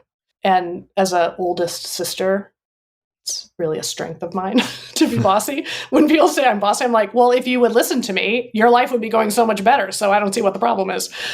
But I think I see my own patterns and am willing to own them. I know that I am feeling maybe freaked out or anxious that we're not going to finish this on time. Let's imagine we're working on a chapter that isn't working. And by the way, we're reworking difficult conversations now, like as we speak. We're doing a 3rd edition. So I've got my book here with all my notes and markups. Oh, yeah. And look at that. What have we learned since? What didn't we include? What's missing, et cetera. So when we're writing together, Doug is really good at taking things apart and letting them be messy for a while because he has a sense, or we both have a sense, like this isn't quite right, but we can't figure out what's wrong with it. He's really good at taking it apart, letting it be messy again, where we don't see the way out from a writing point of view, makes me very anxious. Yeah, I know the feeling. When you've taken everything out of your closet, off the hangers, and put it in the middle of the floor, and you're like, well, now what the fuck do we do? Exactly. It's like, look, the chapter had 10 things that were really working about it. And 1 or 2 that we sensed were not quite right. So why did we have to throw out the 10? But sometimes you got to throw out the 10. You got to kill your darlings because otherwise you're not going to see what it is that's wrong. You've got to rebuild it. Yeah. And he's really good at being more comfortable with the rebuilding, the tearing down especially. So I'll maybe start with, look, I know that part of what's driving me is I just am incredibly anxious. I'm totally freaked out that we're not going to figure this out. So I'll just own what are the feelings that are driving me to be so insistent about what we need to do. So there is some first position like self-reflection and what am I contributing to the problem stuff going on that I'll be willing to own. One of the strongest norms in the literature, the research literature, is reciprocity. So if I attack you, you're going to attack me back. And if I am willing to own my part of this, I make it easier for you to be willing to own yours. If you don't, how do you bring up someone else's contribution? Sometimes you can do it as a request. Hey, I don't know if this would be possible, but would you be able to fill in the blank? Implicitly, I'm asking you to change something because what you're doing now isn't helping from my point of view.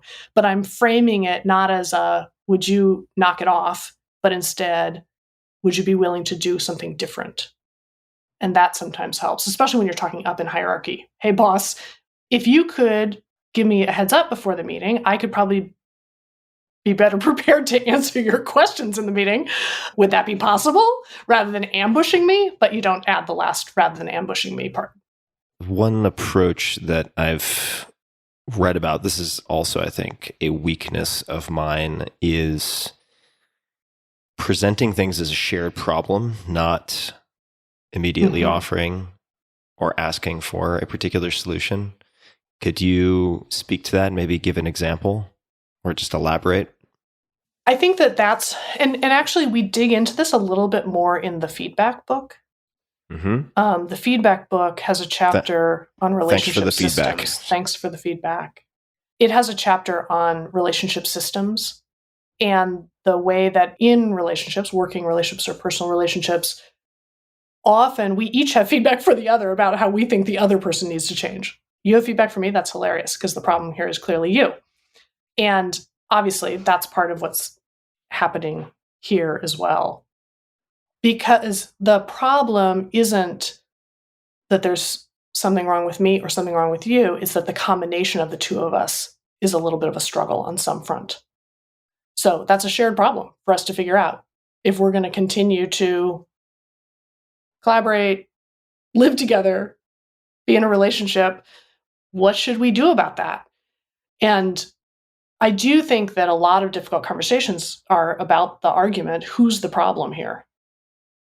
And if instead it's the combination of us is part of what we're each struggling with, that's a much better frame. Yeah. Yeah. There is no target that can become defensive, right? It's objectified in a way. Yeah, and it's each of us standing on one side with the problem in front of us rather than standing across from each other, pointing to each other as the problem.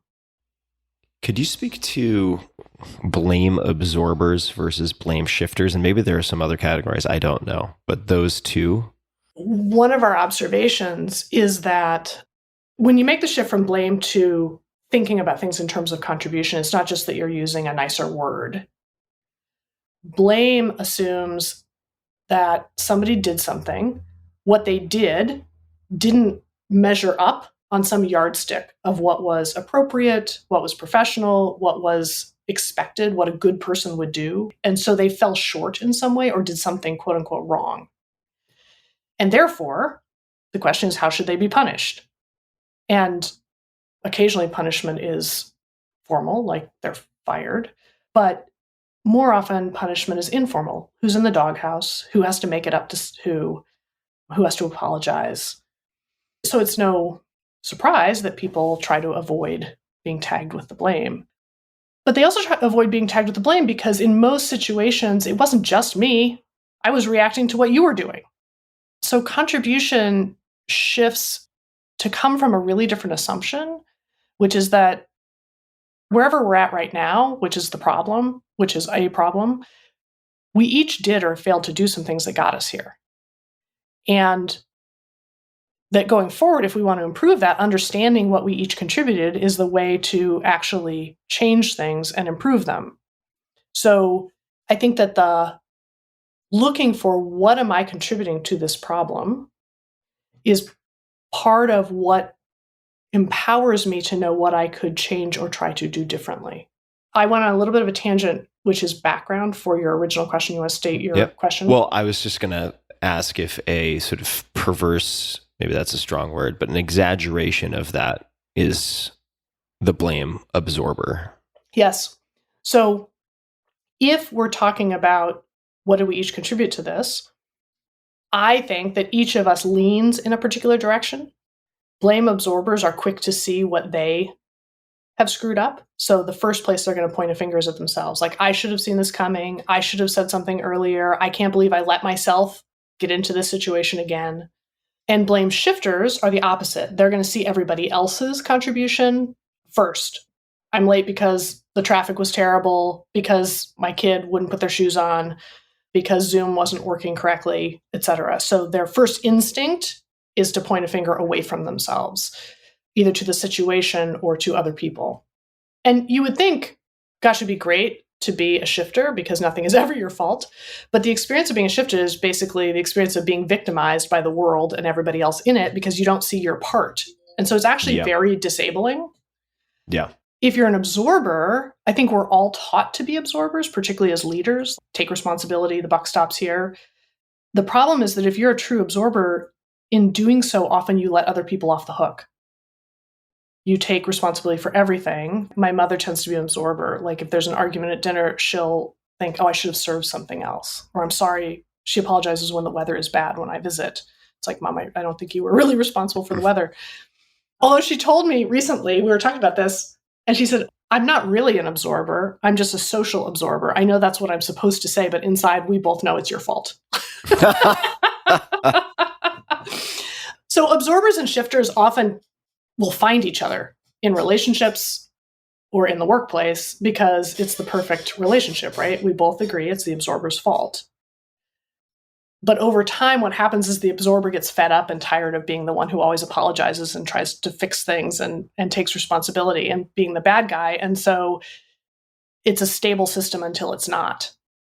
So part of the reason that this is all important is just to reflect on your own pattern. What you see first and contribution balances whatever you see. If you see your own part first, well, remember, it's not all you. You can't fix this by yourself. You can't be the hero and fix something by yourself. You need to think about what would other people need to change if we're really going to have change, and vice versa, of course. And I think this is related to those roles of hero, villain, victim. Yeah, for sure. Do you want to speak to that? In the back of my mind, I was thinking about the ways that these two things overlap, which I have been thinking about recently, because the hero is often an absorber who says, I'm going to come in and save the day, and I'm a good leader who takes responsibility. Now, it could also be that the hero is a shifter. Nothing's ever their fault because they're only a good guy. This is related to identity. So it'd be interesting to hear how you think about that. The villain role nobody wants. And when people attribute negative intentions to you, or you're the problem, nobody wants to play that role in the conversation. That's why starting from the third position helps. Like, this is just the difference between us. Nobody's the villain here, or nobody's the problem. Yeah, and for people who want more context on this, one option might be a podcast episode I did with Jim Detmer, Dethmer. He likely refers to this from someone else. I can't remember the originator, maybe you do, but the drama triangle. Yeah, the drama triangle. And puts these three perspectives into practice for problem solving. And his website is, I think it's conscious.is or something along those lines. But if you look up the Conscious Leadership Group and Jim Detmer, I'm pretty sure they have PDFs on their website that people can find related to the drama triangle, which I do find interesting. I find practicing that, where sometimes you're instructed to stand in each spot and verbalize each of those perspectives, to be very challenging. I do not have much of a flair, at least not intentionally, for the theatrical. My girlfriend would probably disagree, but I find it very difficult. Intellectually, I find it useful to think about and journal on, but to actually practice live by standing onto those spots in front of someone like a therapist, I find it incredibly hard. I find it really, really challenging. It can be really hard. It's interesting for me because when I listen, when you are a third party, like in this conversation, and you were describing your conversations with your girlfriend, I'm a third party listening to that.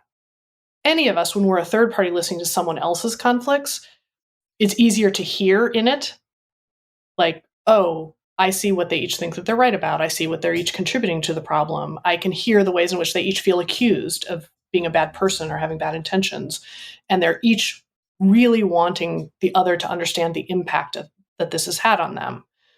And they're each full of frustration and hurt and confusion and anxiety and adrenaline. And maybe they're wondering, am I a good partner? Am I a good person? Am I worthy of love? Am I broken in some way that needs to be fixed? I hear the other person wanting me to fix myself. It's not just they want to fix me, they think I should fix myself. As a third party, you can hear all of that. And you can also hear, I hear someone playing the victim role here. That in storytelling, human storytelling, often those three roles show up. Any Disney movie is going to have a hero, a villain, and a victim. Or set of victims. Yeah. And we each can fall into those roles in how we tell our own stories as well. If you want to get better at this, often listening to other people's stories and asking them questions about, well, what do you feel like you contributed? Or what do you feel you're right about? And what does the other person think they're right about? The most common pattern is we each actually might be right. We're just talking past each other.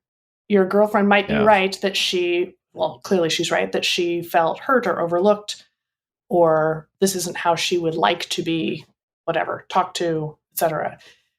You're right that you didn't do it on purpose and that it wasn't that big a deal in the grand scheme of life. For me, right? For you. And that if you're going to be in a relationship with her, it actually is a big deal for you guys to figure out how to navigate. So the problem is between us. It's a shared problem of how we will figure this out. Yeah. So I think the challenge is that in our own conflicts, it can be so much harder to see.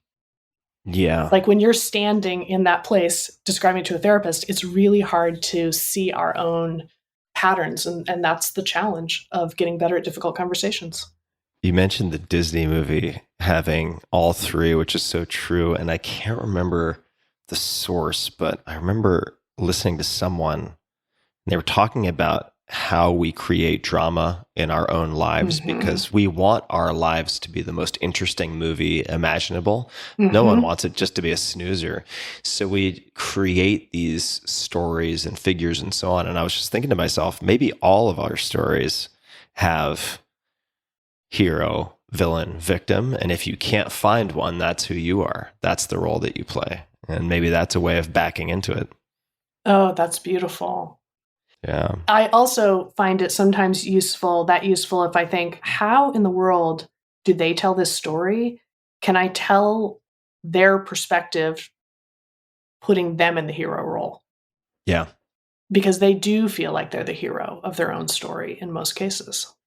Have you ever seen, it's an old movie, it's an Akira Kurosawa film, Rashomon? Yes. It's wonderful. If anyone listening has not seen Rashomon, I want to go see that again. It is an entire film where the same events are told through the eyes and perspectives of different people in the film. It's a beautiful, beautiful film. It's a beautiful film. I'll add one more film if you're curious about hero, villain, victims, which is Shattered Glass. Never heard of it. So it's about Stephen Glass, who made up those articles he wrote for the New Republic. Was that it? I can't recall. Forgetting because it was and so it's a big scandal. Big scandal. And Hayden Christensen, was he the guy who played Anakin? Am I remembering I'm more of an episode 4 kind of guy, so it could very well be. But that actor. That actor, so of course I brought up a movie that now I can't remember clearly to describe. But the point of it is that Stephen Glass in real life, was so good at playing the victim that he had colleagues and friends stepping in to cover for him when people got suspicious, who would say to the editor-in-chief, like, why are you being so mean? Why are you doubting him? Of course this is true. Why are you coming down on him so hard? He's very sensitive. And he was so good at playing the victim that he had other people enlisted as heroes who would intervene to help cover for him. And it's a fascinating and beautifully done movie. Shattered Glass. Do you come away feeling depressed? Is it a beautiful but downer of a movie? What should people be emotionally prepared for? I came away feeling fascinated. Got it. I came away feeling fascinated with the way in which he so effectively managed those conversations for so long, and the way that he cast the editor who started to be suspicious and ask harder questions and demand to see his notes and tell me when this happened. They cast him as the bad guy. Huh. And so it's been also helpful for me when I feel like I'm being the bad guy because I'm being too harsh or demanding or suspicious or something.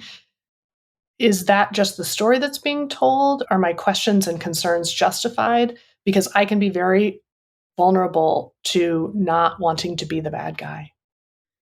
Yeah. And it causes me to not want to have conversations sometimes. Well, Sheila, if you'd be interested, I think we will probably need to do, or I would like to do, a round 2 at some point. We have many more things we could speak about. Oh, yes. Yes, for sure. We've only covered a small percentage of the terrain.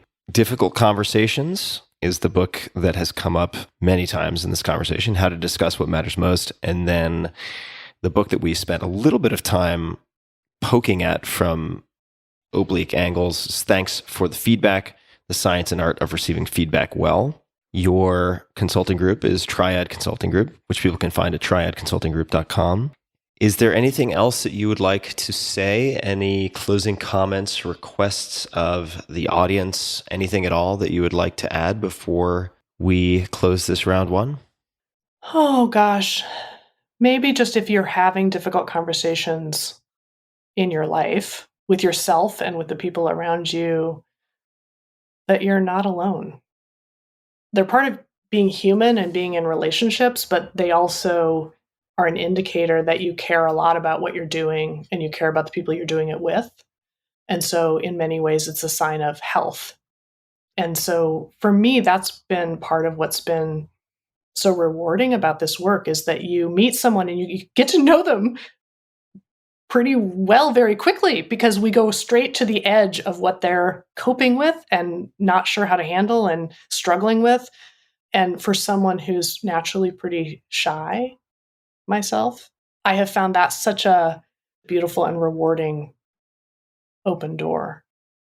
So for everybody for you, Tim, just in this conversation, and also for everybody that I've had the privilege of working with over the last 30 years, it's like they let me into part of their life that really matters and the conversations that matter to them.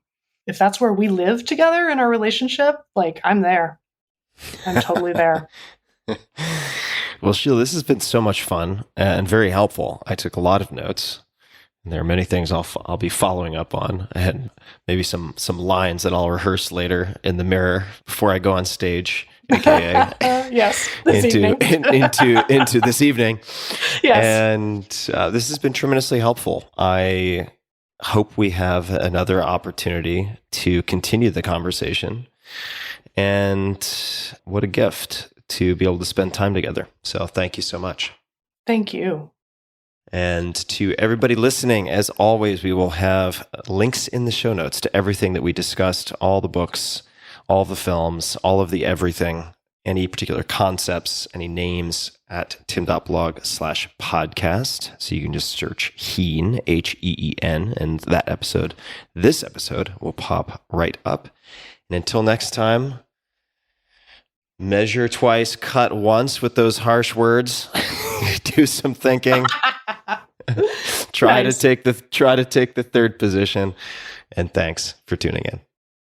Hi, Tim. It's Sheila. As I thought about our conversation afterwards, of course, I thought of all the things I wish I would have asked, or had insights I wish I would have thought of at the time. And, that's normal.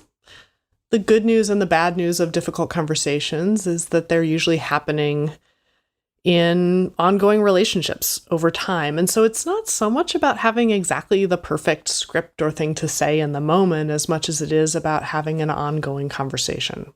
So, in the spirit of an ongoing conversation, I thought I would offer a couple of thoughts I had afterwards, just in case they might be helpful to you.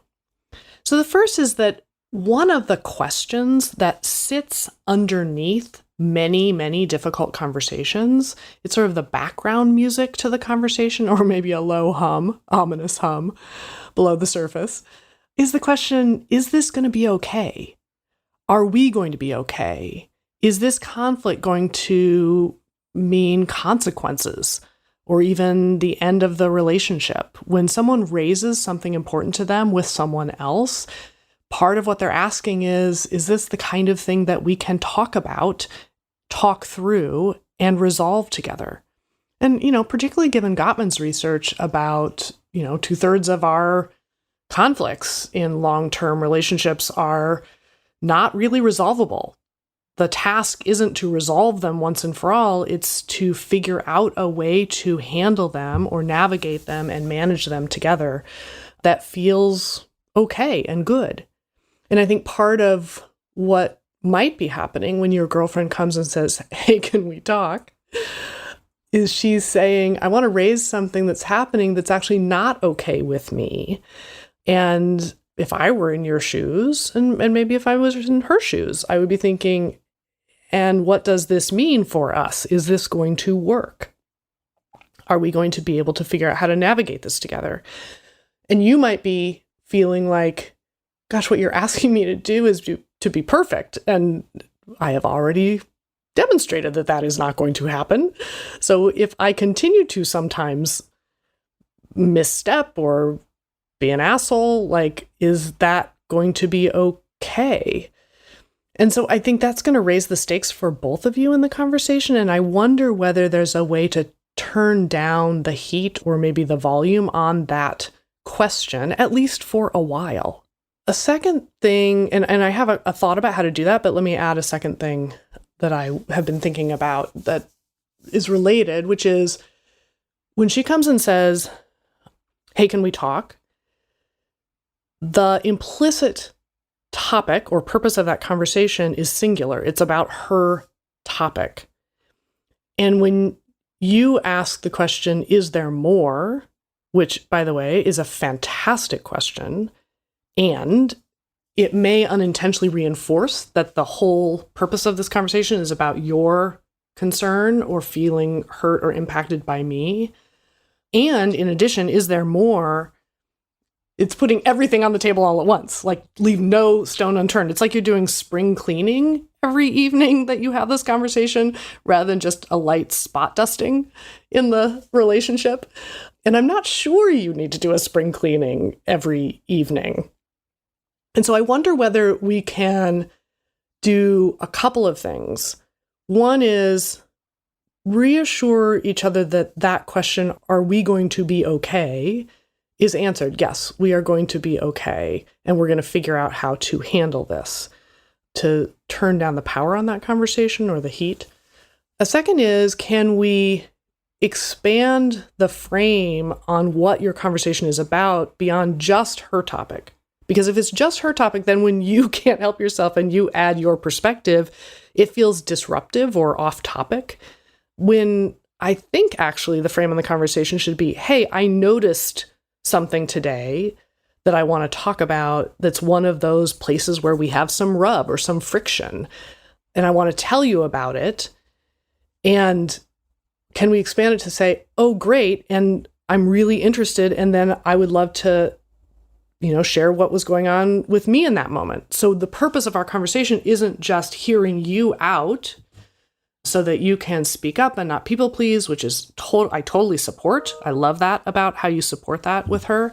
But also, and then I'll add like what was going on for me and we can kind of figure it out together. So it's framing the purpose of the conversation as just understanding. Maybe there'll be an apology in one direction or another, but maybe it's just about, ooh, cool, this is one of those moments. Let's just unpack it a little bit and notice what is happening and talk about, if neither of us changes a whole lot, what could make this better? What small things might be able to make this better? And so you might do a 60-day experiment that when she comes and says, hey, can we find a time to talk? Your automatic response should be, ooh, yes, awesome, I can't wait. and I can't wait to hear what you have noticed, and I'll add what I noticed in that moment, and maybe we'll better understand this. And that actually hopefully lowers the stakes and changes the frame to be a little bit more inclusive, and also treats it a little bit more like a spot dusting, I suppose, if we're going to keep that metaphor. And at the end of 60 days, just see whether the tenor of these conversations has changed. The last thing that I will say is, of course, the timing of when you're having the conversations, as we talked about a little bit, is kind of disastrous for you. And I'm sure that when she says, can we find a time to talk, you're picking the end of the day because obviously you both have a ton of other stuff to do during the day. But I wonder whether that's exactly the wrong time. I know it's always the wrong time for me. So often I hear the advice from long partnered people like, don't go to bed mad, or don't let the sun go down on your anger, is something my grandmother would have said. And that seems like good advice, except that in practice, it's horrible advice, because the end of the day is exactly the time, especially if we're irritated with each other, it's exactly the time when like I've been carrying around and adding to the list of my partner's flaws and problems, and I'm tired, I'm irritable, I have exactly zero energy or patience to do the hard work of listening. And it is hard work to listen to someone tell you something that you've done that has upset them, or to feel misunderstood, and to try to properly, accurately understand each other. That's actually hard work. So the last thing I would add to your 60-day experiment, should you decide to accept this mission, this mini mission, would be not to have them at bedtime, but just to find a time maybe when you're each at your best in terms of energy, and to treat them as like quicker check-ins earlier in the day to try to understand for each of you what's going on there, and over time to start noticing those patterns. At the end of 60 days, if you like, we can get together and talk about feedback, and we'll see how it went. Anyway, Tim, thank you so much for the conversation. I so enjoyed it, and I can't wait to hear what happens next. Good luck. Hey guys, this is Tim again. Just a few more things before you take off. Number one, this is 5 Bullet Friday. Do you want to get a short email from me? Would you enjoy getting a short email from me every Friday that provides a little morsel of fun before the weekend? And 5 Bullet Friday is a very short email where I share the coolest things I've found or that I've been pondering over the week. That could include favorite new albums that I've discovered. It could include gizmos and gadgets and all sorts of weird shit that I've somehow dug up in the world of the esoteric as I do. It could include favorite articles that I've read and that I've shared with my close friends, for instance. And it's very short. It's just a little tiny bite of goodness before you head off for the weekend. So if you want to receive that, check it out. Just go to 4hourworkweek.com. That's 4hourworkweek.com, all spelled out, and just drop in your email and you will get the very next one. And if you sign up, I hope you enjoy it. This episode is brought to you by 8 Sleep. My God, am I in love with 8 Sleep. Good sleep is the ultimate game changer. More than 30% of Americans struggle with sleep, and I'm a member of that sad group. Temperature is one of the main causes of poor sleep, and heat has always been my nemesis. I've suffered for decades, tossing and turning, throwing blankets off, putting them back on, and repeating ad nauseum. But now, I am falling asleep in record time, faster than ever. Why? Because I'm using a simple device called the Pod Pro Cover by 8 Sleep. It's the easiest and fastest way to sleep at the perfect temperature. It pairs dynamic cooling and heating with biometric tracking to offer the most advanced but most user-friendly solution on the market. I polled all of you guys on social media about the best tools for sleep, enhancing sleep, and 8 Sleep was by far and away the crowd favorite. I mean, people were just raving fans of this. So I used it, and here we are. Add the Pod Pro cover to your current mattress and start sleeping as cool as 55 degrees Fahrenheit or as hot as 110 degrees Fahrenheit. It also splits your bed in half, so your partner can choose a totally different temperature. My girlfriend runs hot all the time. She doesn't need cooling. She loves the heat, and we can have our own bespoke temperatures on either side, which is exactly what we're doing. Now, for me, and for many people, the result, 8 Sleep users fall asleep up to 32% faster, reduce sleep interruptions by up to 40%, and get more restful sleep overall. I can personally attest to this because I track it in all sorts of ways. It's the total solution for enhanced recovery, so you can take on the next day feeling refreshed. And now, my dear listeners, that's you guys, you can get $250 off of the Pod Pro cover. That's a lot. Simply go to 8sleep.com/Tim or use code TIM. That's 8, all spelled out, EIGHT, sleep.com/Tim, or use coupon code TIM, TIM. 8sleep.com/Tim for $250 off your Pod Pro cover.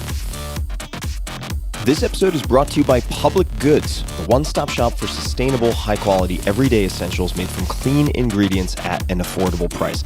Public Goods is your new everything store, thoughtfully designed for the conscious consumer. They have everything from A to Z. People on my team already used Public Goods before they became a sponsor, and I tested them, and now so do I. One person loves their ramen noodles, for instance, for backpacking, camping, festivals like Burning Man, and so on. Another loves their bamboo toothbrushes and now uses them and many other products. I love their candles and many of their food staples. My dog Molly loves their freeze-dried duck nibs. And Public Goods searches the globe to find healthy, eco-friendly, and innovative products and then packages them using a single streamlined aesthetic for your home. So you can get all of your premium essentials in one place affordably and avoid buying from a bunch of mismatched single product brands. Public Goods also ethically sources and obsessively develops each of their products to be free of unhealthy ingredients and harmful additives still very common on drug and grocery store shelves. They use a membership model to keep their costs low and pass on even more savings to their customers. Small changes in the way we shop can make a big impact on personal health and the world at large. So join hundreds of thousands of others who have switched to their new everything store, Public Goods. I worked out an exclusive deal just for you, my listeners. You can receive $20 off of the products in your first Public Goods order with no minimum purchase. Just go to publicgoods.com/Tim or use code TIM, that's TIM, at checkout.